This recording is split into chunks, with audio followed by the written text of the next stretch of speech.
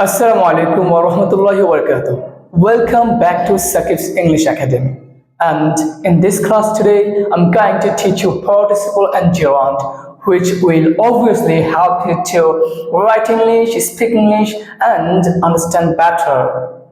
So, my dear lovely students, see, I've just written V plus ing a no. অর্থাৎ V means verb plus ing যুক্ত হয়ে ভার্বের সাথে ING যুক্ত হয়ে যে ওয়ার্ডটি হয় সেটাকে পার্টিসিপল বা জিরাউন্ড বলা হয়।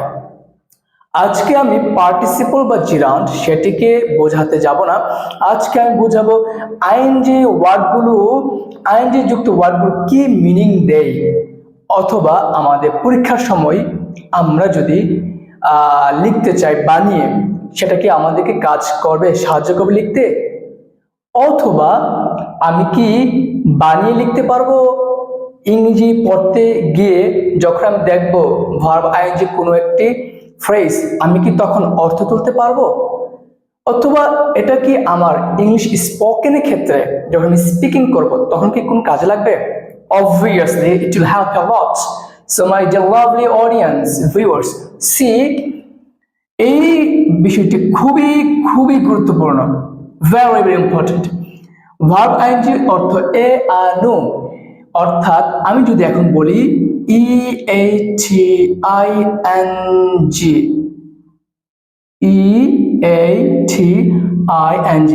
ইটিং অর্থ খেয়ে অথবা খাওয়া অথবা খাওয়ানো, খাওয়ানো। তো ইটিং খেয়ে খাওয়া খাওয়ানো, তাহলে আমরা কখন খেয়ে কখন খাওয়া কখন খাওয়ানো সেটা আমি বুঝিয়ে বলবো, জাস্ট আরো এক দুটি উদাহরণ লিখি তারপর। যেমন টিচিং, TEACHING, টিচিং মানে কি হবে তাহলে? টিচিং মানে পড়ানো, তা পড়িয়ে, পড়িয়ে পড়া অথবা পড়ানো, ঠিক আছে? টিচিং পড়িয়ে পড়া পড়ানো। এছাড়া আমরা যদি এখন লিখি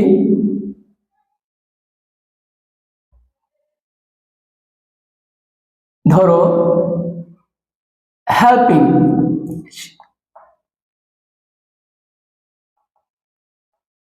সাহায্য করে, সাহায্য করা বা সাহায্য করানো। মেকিং,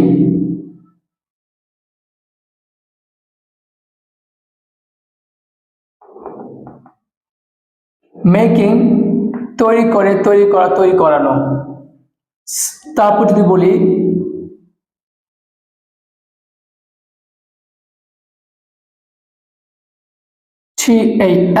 TALKING, টকিং, কথা বলে, কথা বলা, কথা বলানো। তাহলে এই আইএনজি ফর্মটি আমার এ আ নো অর্থ দেবে। এখন প্রিয় শিক্ষার্থীরা, আমরা যখন বাক্য লিখব তখন আমরা কিভাবে লিখব? ধরো এটা যখন আইনযুক্ত হয়ে যাবে, এটা পার্টিসিপল বা জিরাউন্ড হয় এবং সাথে আরো দুটো ওয়ার্ড লেগে এটা ফ্রেজ হয়ে যায়। যেমন গোয়িং টু স্কুল, স্কুলে গিয়ে। হেল্পিং দ্য পিপল, হেল্পিং পুর পিপল, গরিবদের সাহায্য করে, সাহায্য করা, ঠিক আছে? তাহলে আমরা যদি এখন লিখি ধরো রিডিং, রিডিং, এই রিডিং, রিডিং মানে পড়ে, পড়া, পড়া। রিডিং বুক, বই পড়ে, বই পড়া, বই পড়ানো। আমরা যদি এখন লিখি বই পড়া একটি ভালো অভ্যাস, রিডিং বুক, তারপর ইজ এ গ্রেট হ্যাবিট।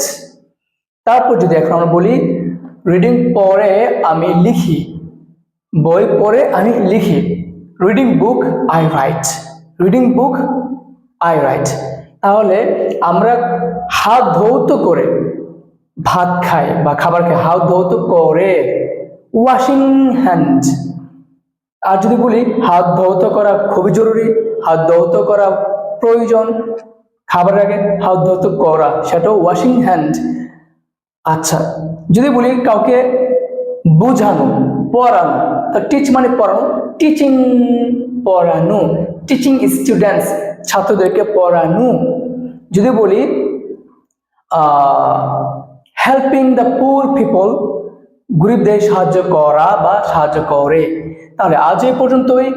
এই ভার্ব আইএনজি রুলসটি দিয়ে আপনি অনেক বাক্য তৈরি করতে পারবেন, লিখতে পারবেন, এবং পড়ার সময় ফ্রেজ আকারে আসলে এই অর্থগুলো এ আর নো দিয়ে তোলার চেষ্টা করবেন। আজ এই পর্যন্ত। আল্লাহ হাফেজ। আসসালামু আলাইকুম রহমতুল্লাহ।